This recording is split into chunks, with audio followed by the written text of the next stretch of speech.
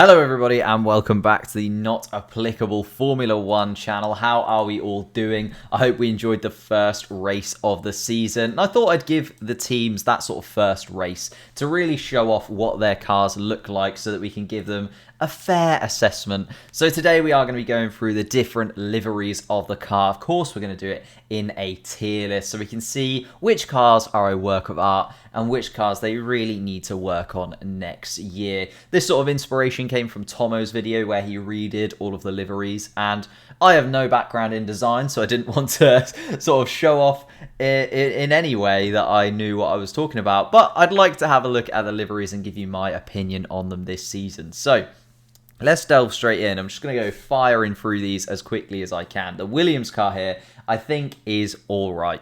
I don't think it's anything amazing. I don't think it is groundbreaking. I quite like the little hidden W they've got in there in the stripes at the back with the Williams. But I think we're starting off somewhere right in the middle. It's all right. It's not a work of art. It's not beautiful for me, but it's not terrible, and I don't think they need to change much next year in the way to make it sort of look that little bit better.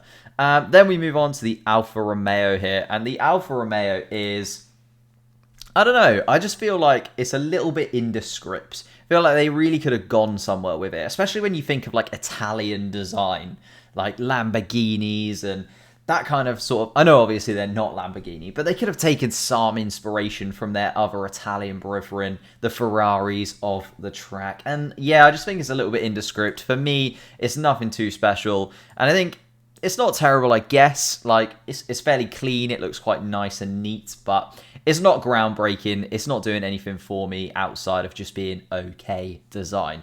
The Alpine car, on the other hand, I think is exquisite. And I think, to be fair, the videos and the pictures that they've sent out of the different cars do really help Alpine look as good as possible, because my goodness, that car in this picture in particular looks absolutely sexy. And I think that that is an amazing looking car. I'm going to put it right at the top, a work of art. I really like the way that they've got the blue, the red, obviously the French connection. I absolutely hated the yellow of Renault, to be fair. So I like that they've gone a completely different direction, and I think it is a beautiful, beautiful car.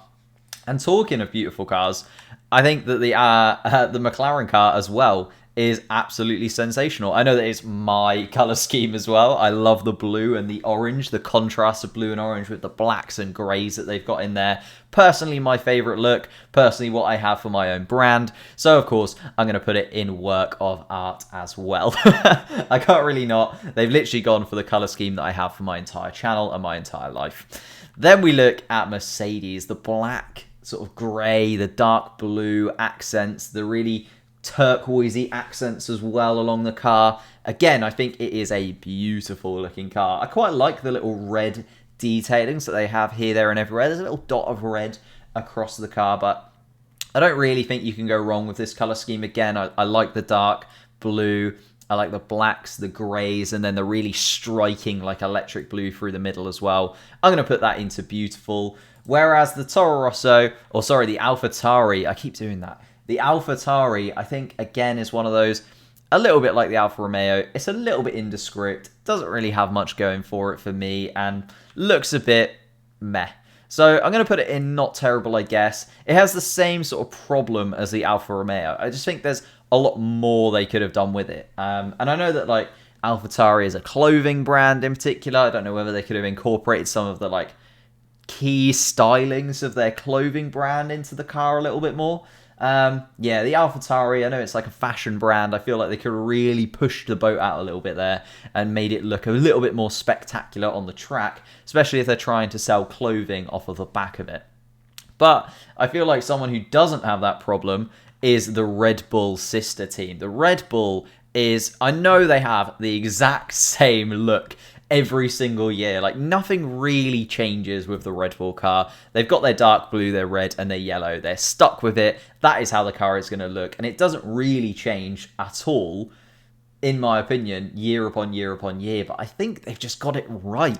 I think they're just nailing it. I don't know what it is about it, whether it's brings back those reminiscent Sebastian Vettel days, but it's so clean and tidy, and it just so encapsulates like the Red Bull brand. It so encapsulates the way that their drivers are sort of put together, and I really like Verstappen as well, and Verstappen is in the car, and I think the colour scheme suits him. I also quite like the fact that the colour scheme, I think, kind of suits Perez as well. They look good in the Red Bull car, and I think that that is really important as well. How your driver actually looks in the car is super important to your brand. So I'm going to put them up there with the Mercedes as beautiful. I think the Red Bull classic, they go for the same styling pretty much every single time, and I think if it's not broke, don't fix it. And I think that is also the problem that Ferrari have, is that they had the red. They had the Ferrari Red, something that is so quintessentially Ferrari, so F1. And for me, they've ruined it. For me, they've absolutely destroyed it. I think the matte red, it's got to be glossy, right? You think of Ferrari, you think shiny, sports car, supercar red.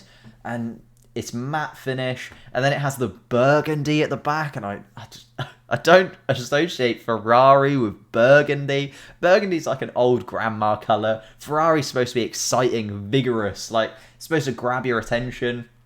And then the little green logo there on the fin, I just don't think it meshes well together. I think they could incorporate the green, most definitely. I'd quite like a bright red, shiny, glossy red Ferrari with green accents. That sort of lime green that they've got going on, I think could look really, really nice. But this year, my goodness, Ferrari need to try again next year, because I am not a fan of this whatsoever. It just doesn't scream Ferrari to me, and I think if you're Ferrari and you've got such a synonymous brand with a colour, go all in on that. Just absolutely, just pull on the heartstrings of everyone that is watching at home and just be like, yes, that is Ferrari Red, is beautiful. Then, of course, we move on to the Haas Formula 1 team, and I think what's happened here is Mazepin has come into the team, and he has said, I'm Russian. I'd quite like my car to look like the Russian flag, if that's okay. And the team has just been like, yeah, say no more. We'll use only the colours of the Russian flag for you. And we'll just throw that all on there on every single way. To the point where the front wing almost looks exactly like the Russian flag to me. And it just, I don't know. It doesn't quite work for me. Again, I think it's not... Is it as bad as Ferrari? It might be as bad as Ferrari's, you know. It just really doesn't work for me. I feel like just the Russian flag vibe I'm getting from it, I don't know why, but it just really turns me off the team. And I think they're going to have to try again next year, I'm afraid. I think they're going to have to really rethink. I know that they have the white and the red, and they try and sort of encapsulate that blue. And I think they could really work this colour scheme into something a bit more exciting. But again, it just looks a bit dull, looks a bit matte, looks a bit meh for me. And I think Mazepin has had too much influence on the team when designing this car. And then finally, we have the Aston Martin, sort of the most striking car on the grid. Obviously, Racing Point with the bright pink. Now I think this is probably the most striking car on the grid. It's taken that place with its sort of great British green colour. The Aston Martin green that it's sort of going for with the pink accents. I really, really like it. I think it's one of those cars that we'll look back on in a few years and we'll be like, ooh, that was a bit different. It sort of broke the mold a little bit. It tried something that other car manufacturers weren't doing at the time. And it sort of shows that they're pushing the boat out a little bit, but also trying to sort of encapsulate that sort of British essence into their car. And I really like it. So I'm going to put it up there with, is it a work of art? I think one more year, one more cycle of using these colours, getting the best out of the Aston Martin logo, really incorporating everything that they've got with the Racing Point pink that they've sort of subtly intertwined through, I think, as well.